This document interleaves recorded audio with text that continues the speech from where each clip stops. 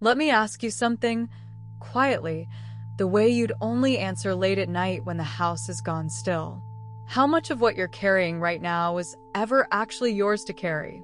Not the responsibilities you chose, but the other things. The mood in the room you felt you had to fix. The expectation you never agreed to, but somehow became yours to meet. The worry you picked up for someone who never even asked you to hold it. Most of us are so used to the weight that we've stopped noticing it isn't ours. We just call it life, and we carry it, and we wonder why we're so tired. Tonight, July 6th, 2026, the moon reaches her last quarter, the release point of the whole cycle, the moment the sky itself begins to let go.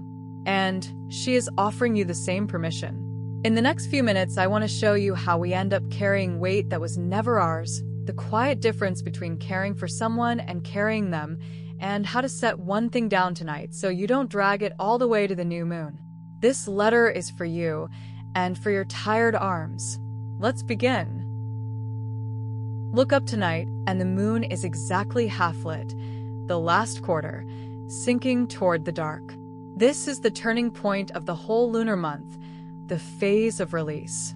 The moon spent 2 weeks growing full, and now, for 2 weeks, she lets go of her own light without any struggle at all. She does not grip what she gathered. She does not apologize for shrinking. She simply releases a little each night, trusting that emptiness is not loss but preparation. And that is the exact medicine of tonight. If some part of you has been holding on so tightly that your hands ache to a role, a worry, a version of yourself you've outgrown, the moon is showing you how it's done. You let go the way she does, quietly, without drama, one soft release at a time. The energy of a last quarter moon is subtraction, not addition. All month the sky has been asking, what do you want to build? And tonight it flips the question, what do you want to release? This is not a night for starting things or forcing decisions. It's a night for lightening the load, for the quiet audit of what you're still carrying and why. Notice what feels heavier than it should today. Notice the resentment you keep reholding, the task that isn't yours, the guilt with no return address. The energy tonight isn't pushing you forward. It's inviting you to travel lighter, to arrive at the coming dark with your arms a little more free. In human design, the sun tonight moves through gate 39, line 6, and it holds the key to this whole release. Gate 39 is the gate of provocation. It works by friction, by pressing on things until the truth of them shows. And that friction has a gift. The next time something chafes, a request that makes your chest tighten, a duty that quietly drains you, that discomfort is not a problem to push through. It's information. It's gate 39 showing you exactly where you're carrying something that isn't yours. And line 6 is the wise one on the roof, the part of you that can step back and see your life from above. Together they say, feel where it rubs, rise up and look honestly at it, and you'll know in an instant what is truly yours to hold, and what you were never meant to carry at all. So let's go to the root of it. How do we end up carrying so much that was never ours in the first place? It rarely happens in one dramatic moment.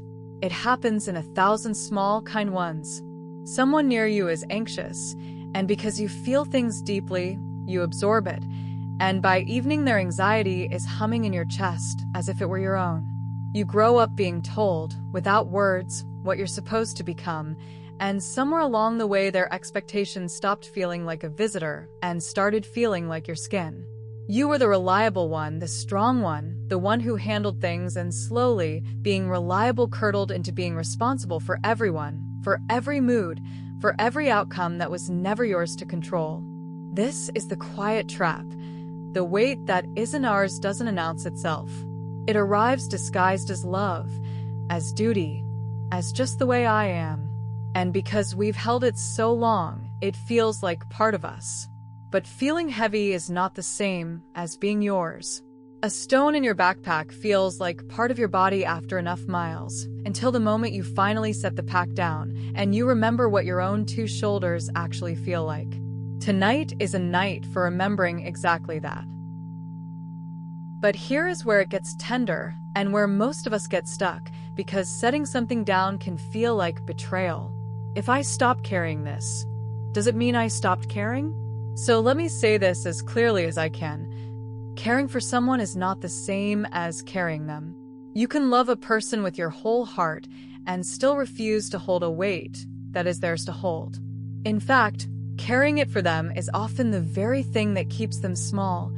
It quietly tells them they can't do it themselves, and it robs them of the strength that only comes from lifting your own life. Real compassion has open hands.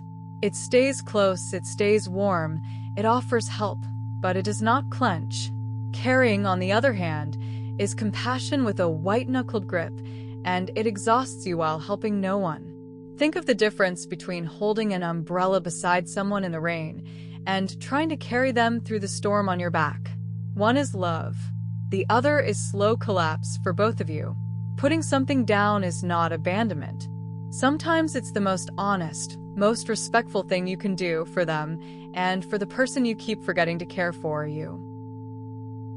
So, how do you actually set it down tonight, in a way your body believes? It starts with naming, because you cannot release what you won't name. Find a quiet moment and ask the honest question, what am I carrying right now that was never mine? Not everything, just the one that's heaviest tonight. Maybe it's a parent's disappointment you've been trying to fix for 20 years. Maybe it's a friend's chaos you keep absorbing. Maybe it's the exhausting job of being fine for everyone else. Let one clear thing rise up. Then find where you've been holding it, because the body always knows. It might be a fist in your stomach, a brace across your shoulders, a held breath you didn't know you were holding. Put your attention there, gently, the way you'd put a hand on something frightened. And then slowly open. Unclench the fist. Let the shoulders drop. Turn your hands palms up and let the waning moon do what she does best. Carry it off into the dark for you. You are not throwing anything away. You are simply returning what was never yours to the night that can hold it. And in the space that opens, notice this. Empty hands are not idle hands. They are, at long last, free to hold your own life, the one you were so busy carrying everyone else's that you almost set your own down instead. Here is your release ritual for tonight, and like the last quarter moon, it's quiet and it's simple. You're setting one thing down, not solving your whole life in a night. When the day has gone still, sit somewhere comfortable and let yourself get honest. Name one thing you've been carrying that was never yours, say it out loud, softly, just to yourself and the dark. Then place both hands flat on your chest, feeling the weight of your own care.